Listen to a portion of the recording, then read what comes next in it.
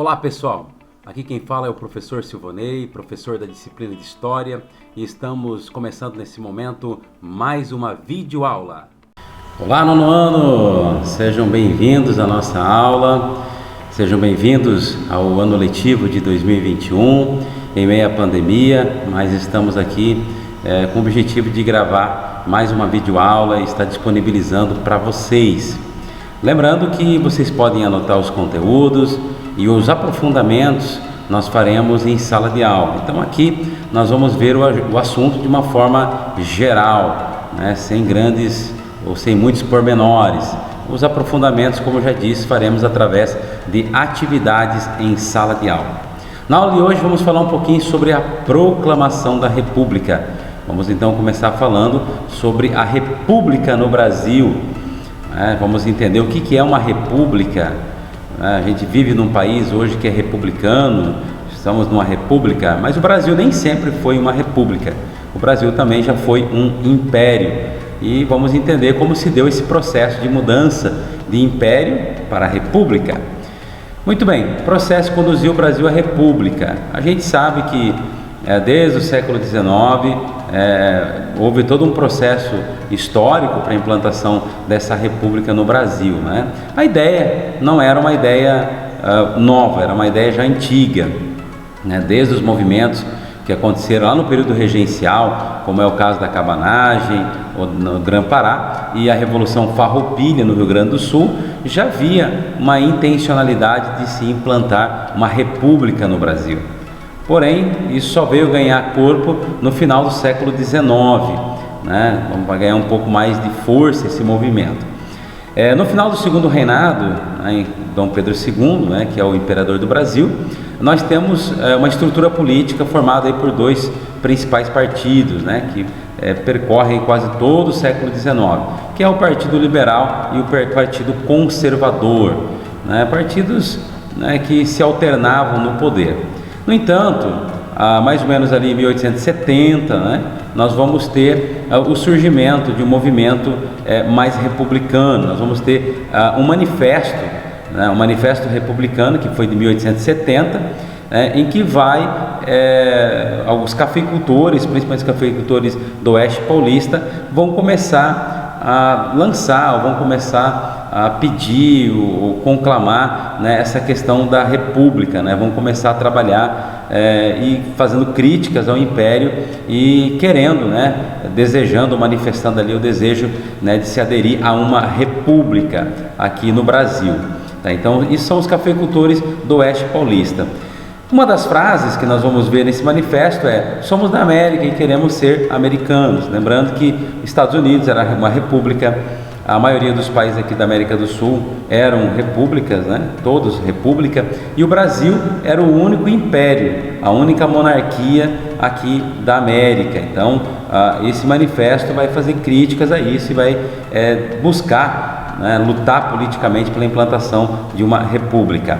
Lembrando também que 3 anos depois, em 1873, foi criado, né, por profissionais liberais, entre eles médicos, professores, engenheiros, jornalistas, vão criar o Partido Republicano Paulista.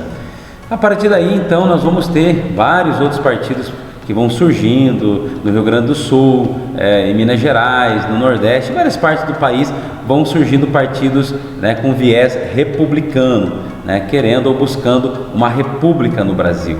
Isso é muito importante. Lembrando também que em 1870 termina a Guerra do Paraguai. Então o Brasil está vivendo uma crise econômica muito forte.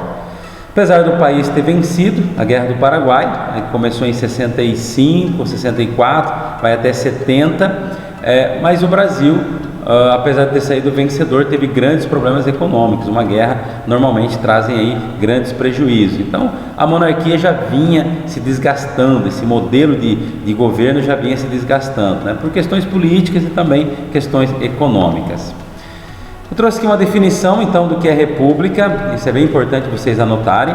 República então é uma forma de governo em que um presidente é eleito pelos cidadãos, né, através de votos, e seus representantes e governa por um tempo limitado. Então é uma forma de governo onde o presidente é eleito, ou os representantes são eleitos, para exercer uma função, né, por um determinado tempo, por um tempo limitado. Lembrando que lá no Império não, o cargo de imperador era hereditário e vitalício, passava de pai para filho, enquanto ele vivesse, ele detinha o poder. Então, a República, né, na República o dirigente representa o corpo social e é o responsável pela coisa pública. Tanto é que o nome República é do latim res publica, né, o res publici, que quer dizer coisa pública. Então, é uma nova forma de governo. A monarquia, diferentemente, é um governo em que, em geral, o rei recebe o cargo, né, e governa vitaliciamente e assim por diante. Essa república vai ter uma outra característica, que é o federalismo, né? O que é o federalismo? Um sistema baseado na autonomia das províncias. Lembrando que nesse tempo quem nomeava os presidentes de província era o imperador. Ele nomeava os presidentes de província. As províncias não tinham autonomia, por exemplo, para pegar empréstimo no exterior, para fazer nomeações, para muitas coisas. Eles não, as províncias, que são hoje os estados, não tinham autonomia. Então se defendia uma república federalista, onde os estados pudessem ter maior autonomia política, né, para poder criar as suas assembleias, criar suas próprias leis, seus impostos, poder pegar dinheiro emprestado, né, poder fazer muitas coisas que eles não podiam, né, devido à Constituição de 1824.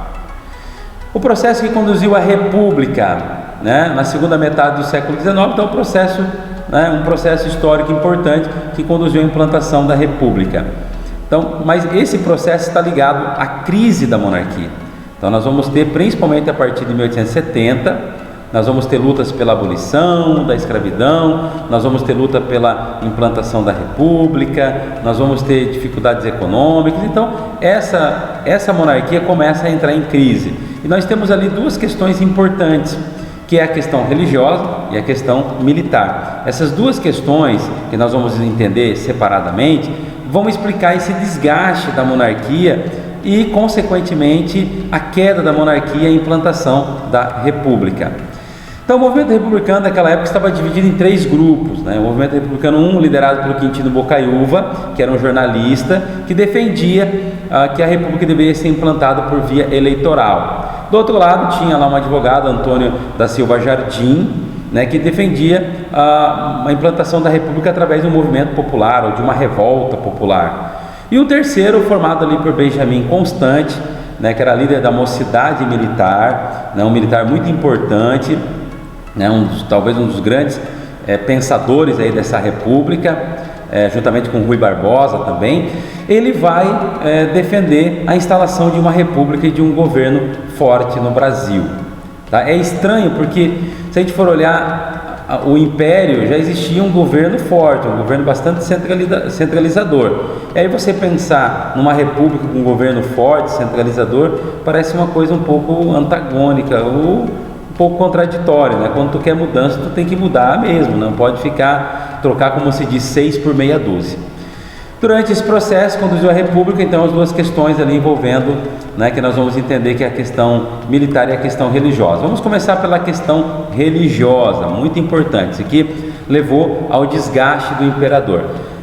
Nós temos que lembrar uma coisa, que a Constituição de 1824, durante todo o Império, a religião oficial do Brasil era o catolicismo romano, era a religião oficial do Brasil.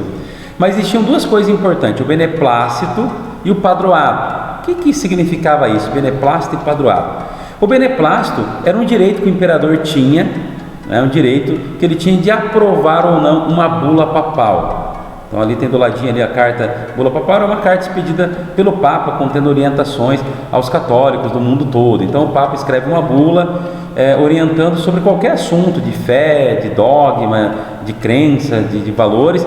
Porém, o imperador que dava o seu beneplácito, era a sua concordância, ele tinha que concordar, né, com essa bula. Acontece que o Papa Pio IX, ele proíbe os católicos de participarem da maçonaria, que é um movimento muito forte na história do Brasil. Ele proíbe, e essa bula papal não tem o beneplácito de Dom Pedro II. não concorda, ele não aprova, até porque o seu próprio pai, Dom Pedro I, havia conquistado o grau mais importante na maçonaria. Então ele não aprova esse beneplácito do Papa. Então percebe que já começa a haver um desgaste ali também. Acontece que alguns, vamos explicar então o padroado. O que era o padroado? O padroado era o direito que o imperador tinha de nomear os bispos. Então os bispos da Igreja Católica eram nomeados pelo imperador, inclusive eles recebiam um salário como se fosse um funcionário público, um funcionário do Estado. Então veja bem, o que vai ocorrer? O Papa vai proibir os católicos de participarem da maçonaria, não vai ter o beneplácito aqui do imperador, porém nós vamos ter ali dois bispos, o bispo de Olinda, né, que é o Vital de Oliveira, e o bispo do Belém do Pará, que é Antônio Macedo Costa. Esses dois optam em obedecer o Papa, e eles vão expulsar os maçônicos da igreja. Vão acabar sendo presos, vai gerar toda uma situação ruim, né, que vai desgastar a imagem do imperador, até porque a Igreja Católica sempre foi uma instituição muito forte, o Estado, não existia a laicidade do Estado, então isso vai gerar uma indisposição aí muito forte, né, com a Igreja Católica. Vai gerar um desgaste aí do imperador. A segunda questão que também vai gerar um desgaste é a questão militar, né? Os militares, principalmente o exército, já vinham em colisão, né? Já vinham tendo problemas com o imperador, né? Colidindo aí com os interesses do imperador, de Dom Pedro II. Desde que acabou a Guerra do Paraguai, muitos militares se queixavam que não foram tão valorizados, né? Mesmo saindo vencedores, aquele heroísmo todo, não foram tão valorizados. Geralmente se valorizava mais a marinha do que o próprio exército. Então nós vamos ter aí uma série de atrito aí entre o exército e o império, né, que vai ocorrer aí durante algum tempo. Alguns militares insatisfeitos, como é o caso aqui do Sena Madureira e do coronel ali Cunha Matos, eles vão começar a usar os veículos de imprensa da época e vão começar a denunciar as corrupções que haviam, né, dentro do exército, manifestar a respeito também, se manifestar favoráveis à abolição da escravidão, vão começar a fazer críticas a Dom Pedro II através de jornais, lembrando que na época existiam muitos jornais que circulavam, então muita gente, né, liam esses jornais, e esses militares começam a bater de frente, né? Liberdade de expressão não existia nesse tempo, tanta liberdade assim, né? E aí o que vai acontecer? Esses militares, né, vão acabar sendo presos. O Marechal Deodoro da Fonseca se negou a punir esses militares, acabou perdendo o cargo, então cria uma situação também complicada ali. Mas essa questão militar tem muita relação com essa insatisfação que os militares têm, né, por conta de uma não valorização. O próprio exército não quer fazer mais o papel de capitão do mato, que era o papel de recapturar esses escravos fugitivos. Então muitos militares começaram a se inclinar, né, para a república, em se implantar uma república no Brasil, uma república positivista, contrariando o contrário, se manifestando contrários à questão do escravismo no Brasil. Então tudo isso, temos também a formação do clube militar, né, que vão começar a, vamos dizer assim, desgastar Deodoro, vão começar a desgastar ali o governo do imperador, né, Dom Pedro II, tá? Então nós temos a questão religiosa e temos a questão militar. Muito bem, aí temos aqui a crise da monarquia, implantação da república. Temos a Lei Áurea, né, que em 1888, um ano antes da proclamação da república, que se ele já tinha problema com militares, tinha problema com a igreja, a única base de apoio, né, de Dom Pedro II eram os fazendeiros do Vale do Paraíba, tá, que ficava ali no próximo Rio de Janeiro, Espírito Santo ali, São Paulo também. Esses fazendeiros ainda apoiavam Dom Pedro II, né, mas defendiam a manutenção da escravidão. E quando ocorre a abolição da escravidão, esse grupo que apoiava Dom Pedro II, né, simplesmente retira seu apoio, quer dizer, o monarca está totalmente sem apoio, né, perde completamente o apoio político. Os militares se aproximam de ideias republicanas, então nós vamos ter o dia 15 de novembro de 1889, Deodoro da Fonseca e seus soldados demitiram, né, vão demitir, um termo bonitinho, né? Foi um golpe militar, né? A República começou com um golpe militar. Depuseram o monarca Dom Pedro II e implantaram uma república no Brasil. O povo, no geral, ficou sem entender absolutamente nada, né? Deodoro era amigo do imperador, né? Alguns dizem que ele implantou a república movido por sentimentos pessoais, né? De uma situação que não vem ao caso aqui. Em sala de aula a gente pode até comentar isso com vocês. Bem, a república nós vamos ter inicialmente, tá? 2 governos militares, então 2 governantes que são militares. Então nós temos ali de 1879 a 94, nós vamos ter o governo de Deodoro da Fonseca e também Floriano Peixoto. Então esses 2 são militares, por isso esse período de 89 a 94 é chamado de República da Espada. Vamos rapidamente falar de algumas características desses 2, né? O Deodoro da Fonseca, nós vamos ter aí algumas coisas importantes aí. Primeiro, nós vamos ter aqui a reforma, né? A reforma e crise financeira. A primeira coisa que o governo Deodoro tenta, ele coloca lá o Rui Barbosa como ministro da Fazenda, ele tenta retomar o crescimento econômico do país, dar uma oxigenada na questão econômica, e o governo permite que os bancos emitam dinheiro e emprestem dinheiro para quem quer começar seu negócio, para investir, né, para investimentos com o objetivo de aquecer a economia. Acontece que se produziu muito dinheiro sem lastro, muito dinheiro, papel. Muita gente pegou esse dinheiro, não investiu naquilo que deveria investir. Muitos usaram esse dinheiro para comprar ações de empresas nas bolsas de valores. No final, isso acabou virando uma grande bolha, né? Um grande problema, porque muitas empresas nem sequer existiam de fato, mentiam sobre os seus faturamentos na bolsa de valores. Muita gente acabou comprando essas ações e, por fim, acabaram tendo grandes prejuízos. Nós vamos ter uma quebradeira de bancos no Brasil, muitos bancos quebrando, muita crise financeira. Vai ser talvez um dos piores desastres aí da economia brasileira, foi esse período aí. Tá? Rui Barbosa não logrou muito êxito como ministro da Fazenda, apesar de ser um grande intelectual.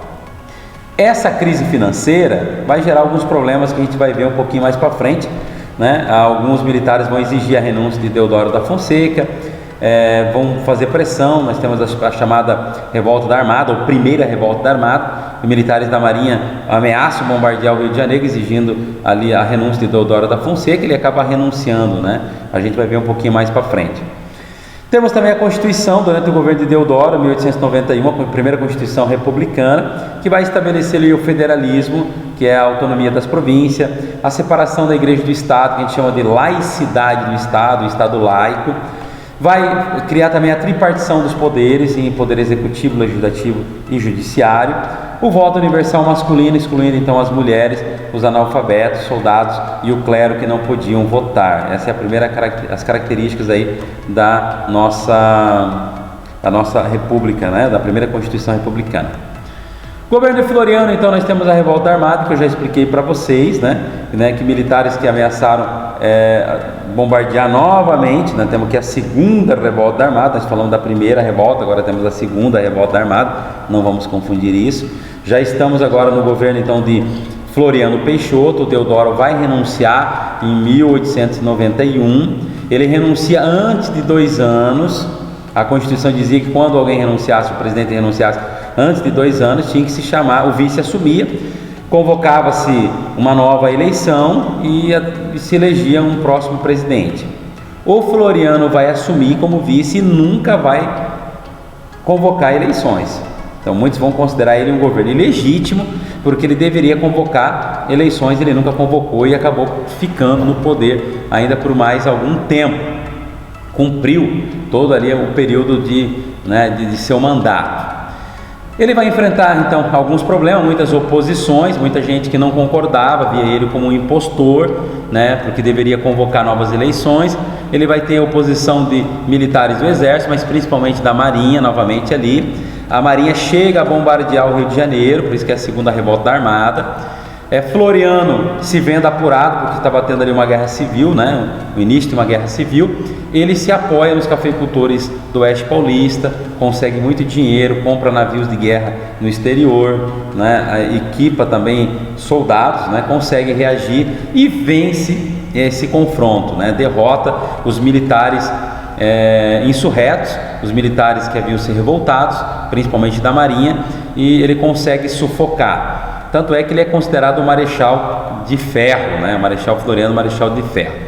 Ele também enfrenta a Revolução Federalista, tá? Foi uma revolução que aconteceu no Rio Grande do Sul, tá? Essa revolução, nós vamos ter 2 grupos no Rio Grande do Sul. Primeiro, o Partido Republicano Rio-Grandense, liderado ali pelo Júlio de Castilho, né? Esses eram apoiados por Floriano, e eles queriam um governo forte, um governo estilo Floriano mesmo, um governo forte, centralizador.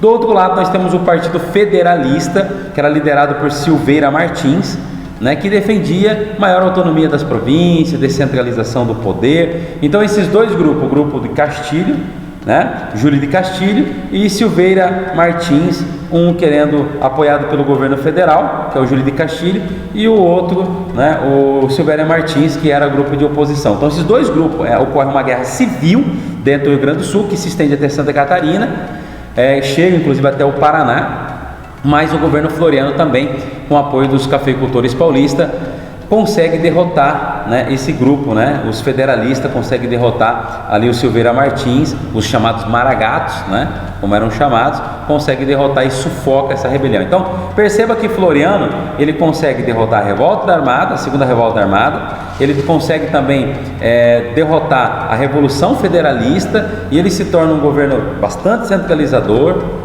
Um ponto também bastante importante, né, que ele toma, né, que foi o congelamento de preços de produtos. Então com isso ele ganhou muita popularidade na época. Floriano foi, digamos assim, conseguiu ter um manejo político um pouco melhor, ali conseguindo apoio dos cafeicultores. Ele consegue eliminar essas revoltas dentro do próprio exército, dentro das próprias forças armadas, no caso também a Marinha, ele consegue sufocar. Essa revolta armada chega até, inclusive, aqui em Santa Catarina, até a cidade de Desterro, que hoje é Florianópolis, aonde Floriano, né, sufoca essa revolta, matou ali muitas pessoas, né, tem uma chacina que ocorre ali, né, muitos federalistas são mortos, né, por tropas federais, né, um quantitativo bem expressivo. E aí Floriano vai lá, muda o nome da cidade de Desterro para Florianópolis, em homenagem a si mesmo, né, se auto-homenageando. Muita gente queria mudar o nome de Florianópolis para voltar para Desterro, porque além dele ter massacrado a população local, ele ainda mudou o nome da cidade para o seu nome. Imagina, o cara entra na tua cidade, massacra as pessoas e ainda coloca o seu próprio nome em sua própria homenagem. Ok? Então, a Constituição a gente já falou, né, sobre a Constituição, não vou entrar mais em detalhes, depois a gente continua esse assunto, né, mais para frente nós vamos trabalhar as características dessa Primeira República, né. Por hoje, a nossa aula termina aqui. Qualquer dúvida a gente vai estar tirando em sala de aula com vocês. Um grande abraço e até a próxima aula.